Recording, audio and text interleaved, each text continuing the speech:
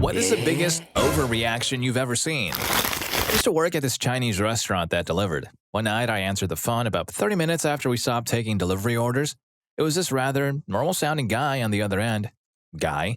Yeah, I'd like to place an order for delivery. Me? Oh, I'm sorry, sir. We stopped taking delivery orders at 9. Guy? Really? Is there any way you can still take one more? Me? I'm sorry. I really wish I could, but these are our hours and our delivery staff is gone. Guy? Oh, wow. So you really can't take my order? Me? No, I really can't. Once again, I'm sorry about that. Now, the guy's voice starts to shake a little.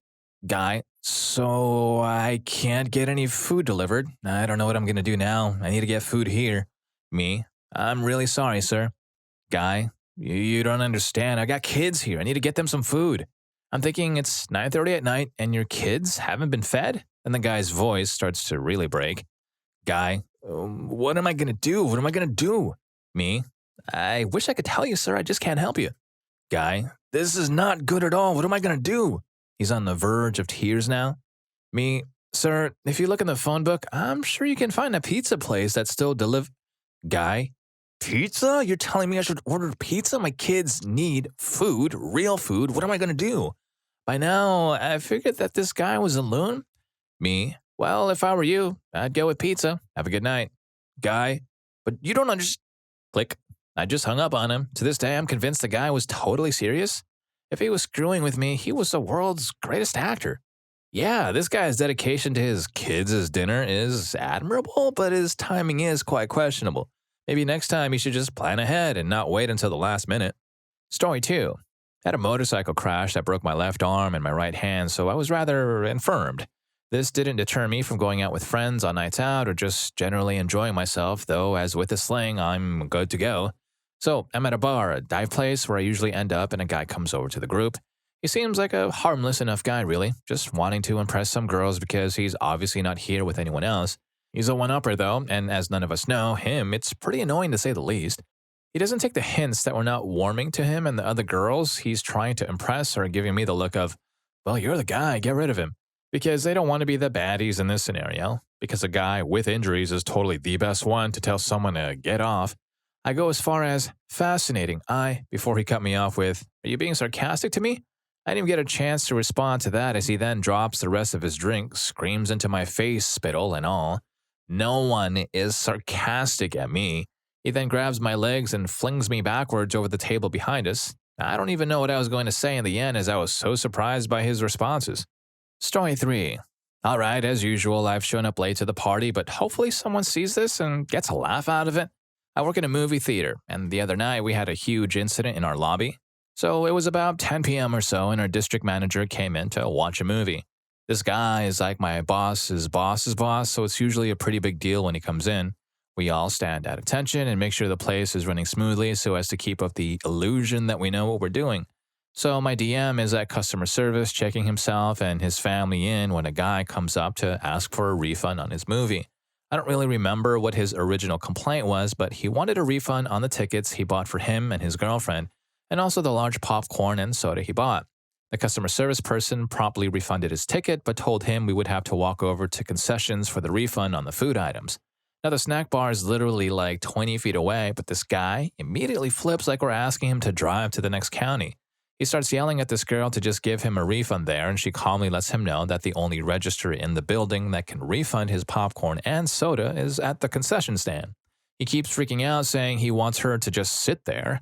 At this point, my general manager, who at the start of the incident was having a conversation with our DM, steps in to explain, again, to the guest that we can't help him at this particular register because we would be glad to help him at concession. Guest keeps flipping out. GM proceeds to turn this screen on the register around to show the guest that there are no buttons for food items, only tickets. At this point, the guest gets oddly calm and says, so you're telling me I have to take this, pointing at his food items, all the way over there, pointing at the snack bar. That is correct, responds my GM. Take these two things, over there? Exactly, and then we will be glad to assist you. The guest then picks up the popcorn and soda and says, all right. He then proceeds to throw the popcorn out of the bucket and all over the lobby and then slams the large drink on the floor. He then starts running away, being closely pursued by the GM and 2 security guards like something out of a Benny Hill sketch. He left his girlfriend alone at the customer service desk, standing next to my DM, and then, out of nowhere, I kid you not, 7 of our ushers appear and sweep up all the mess without saying a word and all silently scatter to different parts of the theater. The girlfriend turns and walks out the front door without saying anything, leaving my DM awkwardly standing there with a quiet look of disdain on his face. Story 4. I'm a police officer in a fairly large tourist area. We had a massive traffic accident occur on the interstate with people and a hazmat leak and all levels of chaos. All of the off-duty officers were called in to help direct traffic because people spend a lot of time and money to get here and have a nice vacation, and the last thing you want is to have them sit in traffic for hours not moving and getting angry. So a few of us were trying to get people moving, directing traffic at a major intersection, explaining the detour, passing out maps, etc., just doing our best to make the situation better. Most of the people in cars were awesome, handing us water since it was summer and these uniforms are so hot, joking with us, and so on. We get it going pretty well, moving along when we stop one lane, and this guy loses his mind. He slams his hands on the horn, flipping us off, screaming all that. His wife is mortified, head in hands. We try to ignore him, but he's furious that he's not getting a reaction. So he gets out of his car and runs up to one of the officers, yelling that we're terrible at our jobs and paid all this money to come here, etc., until he makes the big mistake. He yells that he could do a better job than us. So the guy he's yelling at takes off his traffic vest and hands it and the little light-up wand thingy to the angry guy, and basically says, "Have fun, we're all waiting on you now." Angry guy flusters and looks around, then storms back to his car. People were clapping and honking. We resumed, and good times were had. Yep, sometimes the best way to solve a problem is to let the angry person solve it themselves. Story 5. An acquaintance of mine is in a band, and most of the people who know him understand that he rarely reacts appropriately to most situations. He either severely underreacts to major problems or majorly overreacts to minor ones. Well, in this particular situation, it was the latter. The band was towards the end of the set at a small local bar show, and an over-enthusiastic fan bumped into the mic stand and knocked it into Adam's guitar while he was playing. A few minutes go by, and during the next and last song for the night, Adam's guitar string breaks. Adam immediately assumes that the microphone stand somehow facilitated the guitar string breaking and reacts as though his guitar was ruined permanently, throws a total tantrum on stage, starts screaming that he's going to end that intoxicated guy who bumped into the mic stand, throws his guitar into its case, and makes a beeline for the door to the parking lot. Adam's normally an excessively non-confrontational person, and I don't think any of us had ever seen him that angry, so it was rather terrifying. Story 6. My girlfriend and I were returning home from a drive-in movie at about midnight. Dark, nowhere road, and a state trooper ahead of us. The trooper pulls over and lets us go by and then turns on his lights and pulls us over, saying she's a little paranoid from watching Criminal Minds and such is the understatement of the century. He asks to see her license and she tries to hand it to him, though the tiny opening in her window. He asks to roll it all the way down and she says she isn't comfortable doing that. Guy says, "You kidding me?" Cue the freakout. She puts the car in drive and floors it. Trooper slams his flashlight on her trunk and they proceed to haul and chase us for about a quarter mile. She's bawling her eyes out and on the phone with 911 telling them she's being pulled over by the cops for not doing anything wrong. I finally manage to calm her down a little bit to pull over. I take the keys and the trooper runs up yelling, weapons drawn, and orders her out, handcuffed and thrown in the back of the cruiser while I try to calmly tell them why she ran. About 4 more troopers pull up, including the supervisor for 3 counties and 2 sheriffs. They search the car and find one of her mom's pills. I'm sitting on the road trying to tell them that she has anxiety problems and didn't feel safe. They were laughing about it at me, but yelling at her, saying they could have fired at her. I tell them that they didn't need to say that they were state troopers to begin with, and they say I can bring her home, laughing at me because I have to deal with her. They give her a ticket for failing to yield to an emergency vehicle and a busted headlight. Oh, and she continues to say how much of a schmuck they are because she didn't do anything wrong. Story 7. Psycho ex-girlfriend story time. One time, I was cooking dinner, and as usual, my witch ex-girlfriend was nagging me about everything. To put into perspective how big of a pain she was, at one point she, without invitation, came up, tasted the stock I was making for risotto, and then said in her most nagging voice, "It's too bland." I explained that the stock for risotto is supposed to be low sodium, and she just said, "Yeah, but it's too bland." Anyway, I grabbed an item from the refrigerator and turned around to set it on the counter, and suddenly she flips out. I'm talking at the top of her lungs, shrieking, "Close the refrigerator, uses high amounts of energy when you leave the door open." She screams in her banshee-level voice, standing up and dashing over to do it herself. I kicked the door closed before she got there, called her a dramatic witch, and continued cooking. She sulks the whole meal. She sits there, slowly spooning the food into her mouth, looking down at the floor the whole time. I apologize for calling her a dramatic witch, and she starts going on about how I had no right to do that. I must have been on something that whole relationship or something. Story 8. When I was a kid around 8 or 9, my mom bought me a Butterfinger after school one day. Now, I love me some Butterfingers, and the best way to eat it, in my opinion, is to chill it in the fridge, then eat it. So I pop it in the fridge and go watch some Pokemon, all the while anticipating the deliciousness I was about to enjoy. About 20 minutes later, I go to retrieve it, and it's gone. Where the heck did my Butterfinger go? My mom was the only other one at home, and she hasn't come downstairs in the past hour. I start an intense search, all in the fridge, on the floor, by the fridge, all over the kitchen, then the surrounding rooms, to no avail. After about 45 minutes of searching, I'm just defeated. I just lie down on the kitchen floor in the fetal position with tears in my eyes, whispering, "Why, God, why?" Hours later, my mom asks whose Butterfinger is in the fridge. "Mine! Where did you find it?" That thing fell behind the frickin' mustard. Tasted so good. Story 9. One day, about 10 years ago in my early 20s, I was on a raised tram platform in the middle of a busy high street. I was trying to feel existential all day, trying to break away from the noise and the chatter of the deluded masses, soaring on an elevated plane, trying to be at one with the verse when I saw a tubby middle-aged man wearing headphones walking along the tram tracks, about to pass me as I stood on the platform, which was raised up from the ground about 3 feet. Suddenly, a wild tram appears, traveling at the heady speed of about 3 miles an hour. At this point, it's about 50 meters away, and it'll probably reach him in about 30 seconds. And obviously, he's unaware of this fact because it's behind him and he's wearing headphones. The rest of the world is oblivious, paralyzed. They can't help. It falls to me. I immediately jump off the platform and onto the tracks and violently push him towards safety. He's startled and shouts, "What the hell I'm doing?" I point at the tram, which is about 30 meters away, to which he just mumbles, "Oh," and walks off the tracks. I climb back up onto the platform, and about 10 seconds later, I board the tram. I cringe every time I remember. Story 10. I used to work at a temporary seasonal storefront for an otherwise exclusively catalog/online merchandise company. A lady wanders in, asking about a gift order she had made because she was concerned her son hadn't received all the items. My register system was separate from the catalog order database, so I made a quick phone call 2 rooms down, asking somebody to check her order and let me know the status. I swear, not even a minute later, she starts getting huffy and irate.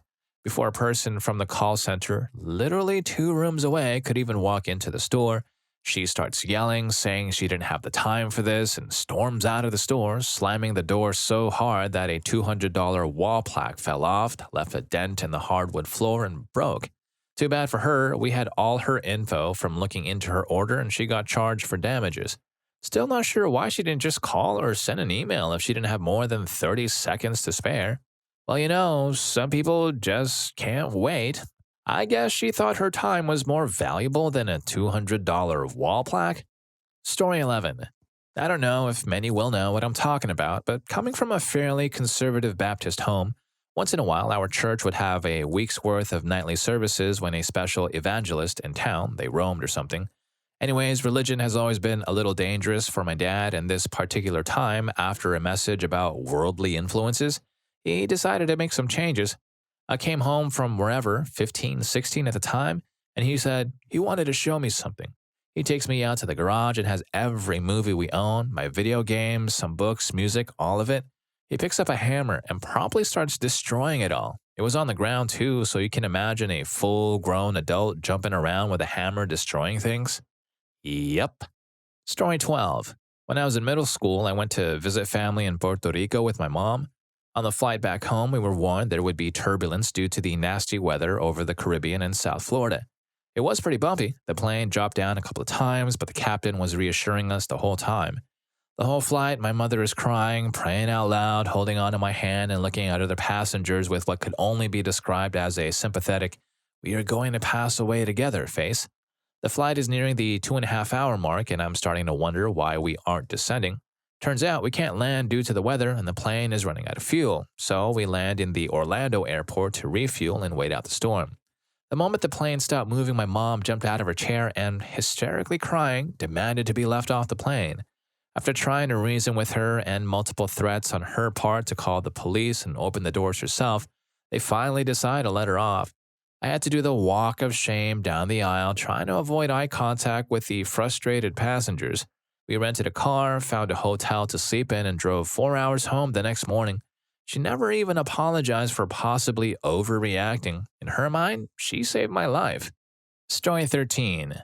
My high school principal was a fundy loon, relevant. I never really picked up religion in any way, which always angers my mother, but it stayed an issue just below the surface as we lived with my pretty liberal grandmother growing up. I did, however, have an interest in reading various religious texts. One of them was the Satanic Bible written by Anton LaVey.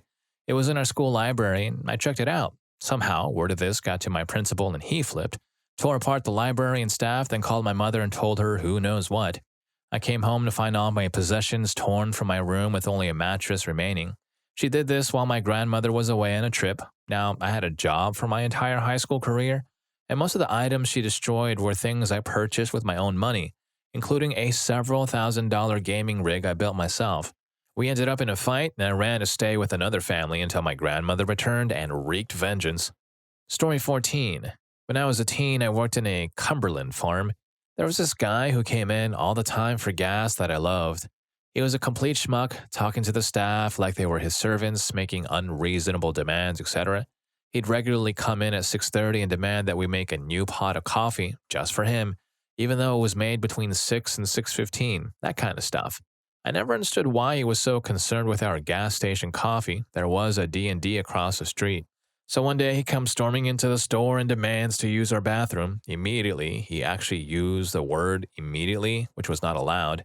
I told him that we didn't have a customer bathroom. Again, there was a D&D with a bathroom about 20 or 30 steps from our store.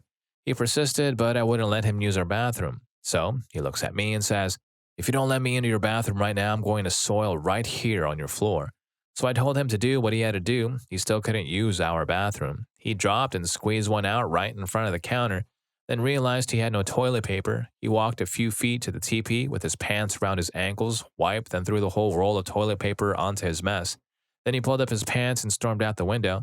I called my manager, who then called the cops. Piece of advice: if you're going to angrily soil in a public place, don't do it under 4 or 5 CCTV cameras. The guy was charged, and I never had to see him again.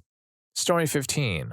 I work at BD's Mongolian Grill as a griller, and this happened a few nights ago. It was just an hour from close on the weekend, so our grill staff of 4 had dwindled to 2, just me and a guy that has only been there for a few days. We then had a table of 6 come in and up to the grill, and add to that to the other 6 people at the grill. This was a bit of a challenge.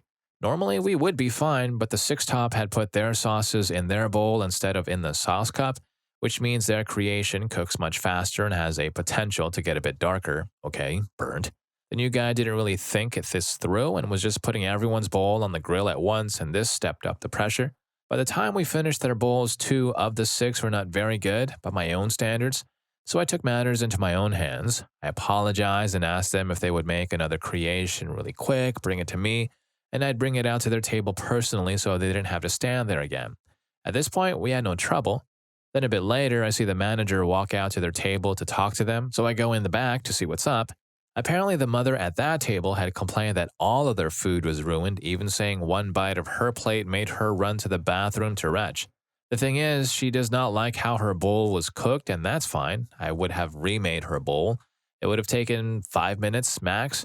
Oh, and 2 of the people in the party had come back up for seconds, and I had asked them, "How was your last bowl?" To which I got a response, "Great," from them. They were kids and probably weren't in on their mother's ploy. So anyways, this lady complained enough about how her family's food was so terrible that our manager dropped her bill of approximately $140 down to $30, and then she left a $5 tip for the waitress. Really made me feel like crap because I had gone out of my way to make up for the 2 bowls that were not very good, and everything was made right. I ended up giving the waitress another $5 because I felt responsible for her getting stiff, even though I have a feeling this family wasn't going to tip her well regardless. Oh, I almost forgot. When her daughter was remaking her bowl, her mother said to me, "She would have slapped you," but since we were having fun at the grill, I thought she was joking around and I laughed it off. And if you're enjoying the video so far, please don't forget to hit that subscribe and like button for more videos just like this. Story 16.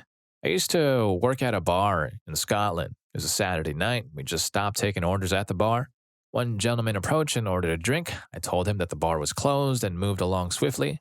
This usually avoids them trying to haggle another drink before we close to the other side of the bar. At the other side were these two older ladies who asked if they could order another round. I told them the very same thing, which I had just told the gentleman before. They accepted that the bar had closed and moved on. I returned to where the gentleman was standing to clear away glasses, and I am met by this fine young man yelling at the top of his voice, "You just served those two girls. I want a drink." I tried explaining again that the bar was closed and that those two girls were in fact old ladies and were told the very same thing. This doesn't go down well. I'll frickin' end you. I'm going to find you and I'm going to friggin' end you. Luckily, this being a Saturday, we had bouncers, so I just lolled and called them over. They didn't stop the guy from continuing to threaten my life. In the same bar, I also had some extremely intoxicated Irish folk, and one Sunday, when we didn't have bouncers, they were pretty out of control and didn't listen to a word I would say. When I was cleaning away empties towards the end of the night, the oldest of them began to threaten me because he thought I had emptied out some of the pints he had left. I tried explaining that I had not done this, which again made the person very angry. He then said, "I'm going to burn this whole place down, just you wait and see. Tomorrow morning this whole place will be on fire." Now, that was scary. Just me in the bar. The manager was downstairs counting the tills, and you could barely call her a manager, and strong in the slightest. Story 17. I was at Hollywood Studios, Disney World, and my boyfriend and I were in line for the Tower of Terror. Right before we were loaded onto the ride, Matt in a wheelchair was getting ready to ride. It took a few extra minutes to get him on, and on the ride had to stop to allow him to get on safely. His elevator, 1, was finished loading, and it was our turn to load into the next elevator, 2. So we all get on the ride, we go up and down, scream a bit, and then when the ride is over and should be heading back to the loading dock, it just stops. All the lights go out, it's pitch black, and we're just sitting right outside the elevator shaft. For those who don't know, Tower of Terror is on a track and then moves into position to fall, then goes back on a track to go back up to the loading station. Anyway, it is dark. I can't even see my boyfriend next to me. Then this lady in the back starts screaming and banging on her seatbelt to come loose. She starts yelling to call 911 and save us. Being a Disney frequenter, I know the rides stop every once in a while, especially in the Haunted Mansion. But this lady kept on screaming and was making everyone nervous. Then it got worse. We heard the elevator shaft making noises, and it sounded like another cart had loaded onto it. Even though we were not in the shaft anymore, someone joked and said, "Wouldn't it be crazy if it landed on us?" The lady flipped out, started screaming, crying. Everyone was trying to calm her down.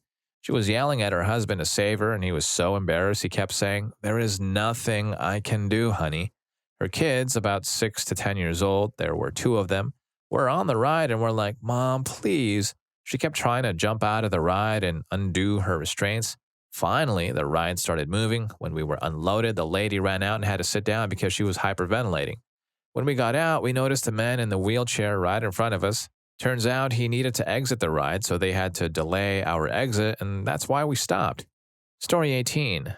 Back in the days of MySpace, my brother was in a band, and one night after a show, he signed a bunch of autographs for some girls. Afterwards, he was pretty tired, so instead of partying, my brother and I went home to play video games. The next day, I came home from work to his girlfriend, screaming at him, claiming that he cheated on her last night. One of the girls he gave an autograph to put a post on the band's MySpace page saying it was great meeting him and thanked him for hanging out with her the whole night. So his girlfriend assumed that he cheated on her with this random chick because she talked to a couple of people that went to the after party, and they said they didn't see him. After a couple of weeks of arguing and throwing stuff, she decided to believe him. No sleep for me because they argue through the night. Fast forward a few years later, the girlfriend is now his wife, and to this day, he refuses to have a social network account. Story 19. I work in a Starbucks kiosk. One day, this group of 3 blonde chicks, all in their mid-20s, come up. 2 regular grande iced lattes, but the tallest and skinniest of the group gets a venti iced caramel macchiato with extra caramel and an extra shot of espresso.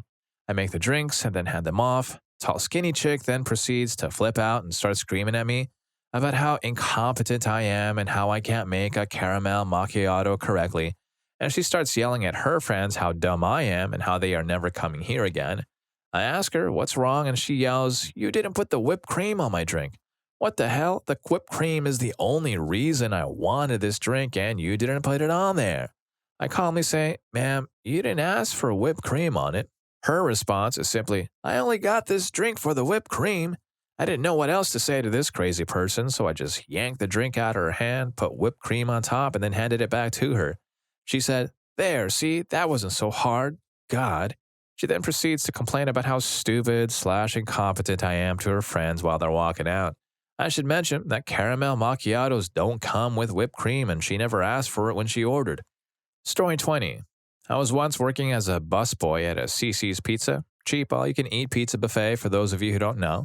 Anyway, this particular CC's had just opened, so it was constantly busy and quite difficult to keep up with as a busboy.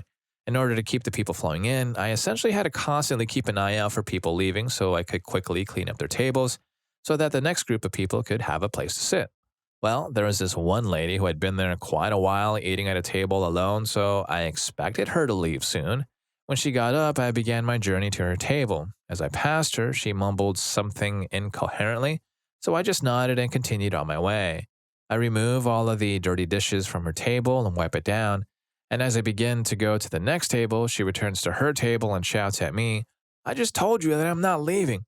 I say, "I'm sorry, ma'am. Would you like me to get you a cup to replace the one I got rid of?"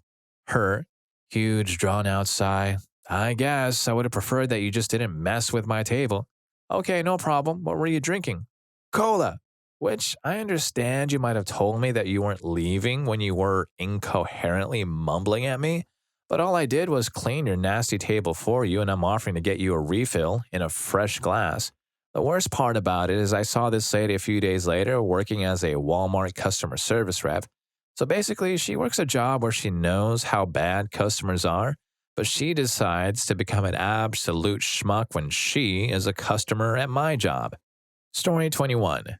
Yesterday, I was driving home from work. The road I have to drive through had some repaving work done to it, so they diverted two-lane traffic on both sides to a one-lane traffic at that particular intersection, meaning east and westbound traffic shared one side of the road, with left turn still being allowed at that intersection.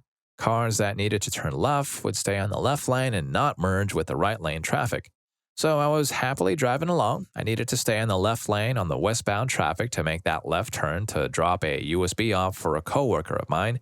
So when it was time to merge two lanes into one for the upcoming construction zone, this blue Kia Rio just drove in the middle of the road. She probably didn't want anyone to cut in front of her, but essentially blocking people behind her that needed to make the left, me. I lightly honked at her. The driver started throwing her things all over the place, waving her arms in the car, and then she opened her door, leaned out, and started flailing around while yelling something. I just stared at her, looked into the rearview mirror at the SUV behind me. Both of us had a clueless look. I went ahead and just slightly into oncoming traffic. There were no cars coming. It was safe to get past this crazy lady. As I was doing this, I saw her giving me a stare, then start flailing her arms and making hand gestures. I just didn't care since I wanted to drop off the USB and get home. I gunned it for the left turn. As I was about to turn, I saw her, through my rearview mirror, get out of her car, start making a scene, motioning that I would cut into the right lane, and then got back into her car and fully opened her driver's side door to block the SUV that was behind me from doing the same thing. Story 22. While doing my funeral service apprenticeship in Milwaukee, I was called to a nursing home for an elderly woman one evening. As often happens, the woman's family was in the room when I arrived. I spoke to them for a few minutes and answered their questions, then made the transfer of their mother onto my cot. One of the children, a daughter around 50 years old, asked to accompany me as I took her mom out to my van. So we went down the hall to the elevator. At this point, I guess I should mention that I am white, as was she. When I have a cot, loaded or unloaded, I stand to the side of the elevator when I am waiting for one so as not to unnecessarily startle anyone. When the elevator opened, two people who worked for the nursing home were in it. One was black, one was Asian. The black woman had a good angle to see that I was off to the side with a cot with a person in it. She let out a shriek and pressed herself against the wall. The other lady stepped out, gave the daughter a hug, and continued on her way. After a few moments, the other woman left the elevator and we got on. We went down to the first floor, the door opened, and there were 3 more people of similar pigmentation waiting for the elevator. Yes, I should have had someone downstairs to prevent this. I was an apprentice 15 years ago and didn't realize. Now I do. Who all had reactions that ranged from distaste to horror. One man bent at the waist, hollered, "Oh crap," and backed up like the elevator in The Shining had just opened in front of him. We left the elevator and made our way to the parking area. After I placed the cot in my van, I apologized on all of their behalf to the woman who had just watched her mother. She nodded but was unable to speak. So, thanks, superstitious, urban African-American professional caregivers. You ruined the memory of the last moments a grieving daughter had with her mother. Story 23. I flew home to my little hometown one time in about a 10-seat commercial plane. The weather was horrendous and the pilot turned around, cabin door open, and said, "Well, this is the worst weather we've ever seen, but our only other option is a 2-hour detour, which we don't want, so we're going to land. I love roller coasters, etc., and after a solid 20 minutes of being violently thrown around, I was wondering how much more violent it could get before we fell out of the sky. There was a lady sitting in the middle of the back seat, like the back seat of a bus, who for half an hour yelled and screamed louder and more continuously than I ever thought possible. When we finally landed, she was unable to walk and they called an ambulance to help her get off the plane. Side note, the cabin door was open the whole time, and when we actually touched the runway in the dark, raining hard, the pilot was in full opposite lock due to the crosswind and proceeded to do that a few times back and forth like drift in a car. Later, when it was just me and him and he saw the grin on my face, he said, "Damn, that was everything I had and I didn't think the plane was going to do it." Story 24. This will probably be buried, but I was flying to Kentucky about a year ago. I was seated next to a man that came across as very nervous. He was fidgety and wringing his hands, nervously looking out the window. Just as we were lifting off, something odd happened. The plane touched back down and screeched to an abrupt halt. The passengers were eerily silent. I instantly thought about the man next to me, that he was responsible for it somehow. Meanwhile, the woman across the aisle started yelling, "I'm ready, Jesus, this is it, I'm ready, Jesus." I glanced over at Mr. Nervous and he was silently crying and our plane just sat there. Nobody else seemed to even notice what just happened. The pilot came on to say that our plane struck an object and we would be returning to the gate. As it turns out, we hit a bird. We slowly rolled back to the gate and I phoned my brother to let him know we would be late. Meanwhile, the pilot had returned to the intercom and announced that we were free to leave the plane once we returned and he would not be holding us hostage. My brother only heard the last line before the phone disconnected and thought the worst. Meanwhile, Jesus lady was mumbling and sobbing, thanking Jesus for saving our plane. The nervous person next to me was gathering his things so he could get off the plane. We waited for an hour so they could locate the remains of the bird we hit on our way out and check for damage. The guy next to me ended up leaving without a word. After about an hour, we were cleared for takeoff. Jesus lady sang Amazing Grace and we were finally on our way. Story 25. Last week, I went on Mission Space at Epcot for the first time. As soon as the dashboard descends and the ride is about to start, the overweight woman in her 60s next to me begins to have the scariest meltdown I have ever witnessed in real life. She starts screaming at the top of her lungs, "Get me out of here, I can't do this." Mind you, she can't get off at this point. In fact, there have been plenty of opportunities for her to not get on the ride because they warn you about 46,723 times that you shouldn't get on if you are afraid of enclosed spaces, spinning, or having motion sickness. She promptly reaches for the puke bag. I promptly reach for my best friend's hand next to me, hoping and praying this woman doesn't retch on me and stop screaming. The ride starts. She's still screaming, but now it's getting scary. "People have passed away in here. We're all going to end." She's banging on everything she can. She's flipping all of the little fake switches on the dashboard, kicking, spitting. I'm not afraid of her retching on me anymore. In fact, I'm more scared that she is legitimately going to have a heart attack. The ride is probably 3 minutes long, but it felt like an eternity. Soon as the ride stops, the attendant opens up the door and asks her if she's okay. She says nothing and just walks away. Story 26. My mom came home, logged on to our family computer, and then started screaming my name frantically. I was terrified and asked what was wrong. She said, "What's on my computer?"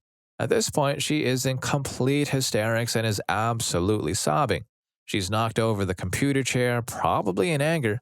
"What do you mean? What are you talking about?" I ask. This freaking thing, what is it? Get it off. Get it off my computer right now. She is pointing at the shortcut link for Mozilla Firefox. I think I was probably 15 or 16 at the time and had just learned that it was more stable to use than IE. I had installed it thinking I was doing something helpful. Mom, it's only a new browser. It's better than... Get this freaking thing off my computer. At this point, I can see that she can't be reached and my heart starts beating in my chest a minute. My dad has decided to get up from the couch at this point and he says, exasperated, my mother's name. She turns on him and just utter filth and lies start spewing out of her mouth about how disrespectful I am and about how I've gone and downloaded a virus because I hate her and I'm trying to destroy her. My dad turns to me and says, just go ahead and delete it. Exactly, cake. But Dad, she's going freaking crazy. Just delete it. My mom then spins around, still sobbing, the ugly tears falling in complete rivers on her fat face, contorted with rage. She then locks herself in my parents' room after she slams a door that makes the whole house shake. I felt so guilty that I spent the next half hour trying to talk to her through the door so she would open it. I was afraid she would hurt herself. I ended up making her chicken soup and taking a key at the top of the door frame and unlocking the door. I found her in a ball between her bed and her nightstand. She was rocking back and forth and refused to eat the soup I had made for her or even talk to me. She looked wild and crazed. My dad had gone back to the couch at this point, completely uninterested. I felt bad, but I just sighed and left her there. In my house, this wasn't all that unusual. Story 27. This happened before takeoff on a flight between Tampa and Atlanta. I had an aisle seat almost all the way in the back of the plane. I got to it and sat down, said hi to the two younger girls in the middle and window seats. A while later, a stewardess came down the aisle in a huff. She was irritated about trying to find her seat and that there weren't any open places. She got to where I was sitting and swore and accused us of being stupid for not sitting where we were supposed to. I got out my ticket to double check and was in the right spot for sure. So that meant that it was one of the other two, but they obviously didn't want to be separated. The three of us didn't say anything because we were so shocked that this stewardess would get that mad at a little thing like seat placement. It was the kind of mad that you couldn't try to talk down or she would just use it against you. We had a hefty minute of awkward silence while she stared down at the girl in her seat. Just as I was about to say I wouldn't mind moving if needed, the stewardess said it was okay and not to worry about it. There were two chairs near where they made coffee that she and another sat at. It was close enough to hear her complain vividly to the other stewardess about the witches that took her seat for the entire flight. For one, if it was not okay, then she shouldn't have said so. Two, it wasn't that big of an inconvenience. And three, I'm glad I didn't move because then those poor girls would have had to sit right next to her. And if any of these stories got to you, here's more for you. YouTube thinks you're going to love this. I'll catch you in that video.